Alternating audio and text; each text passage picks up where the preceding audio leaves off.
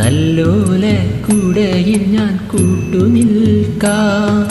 വേളി പെണ്ണായി നീ വരുമ്പോൾ നല്ലോല കുടയിൽ ഞാൻ കൂട്ടുനിൽക്കാം. തുളസീതളമായി തിരുമലരടികളിൽ വീണെന്നമ്പലപ്പുഴേ ഉണ്ണിക്കണ്ണനോടു നീ എന്തു പരിഭവം മെല്ലയോതി വന്നുവോ.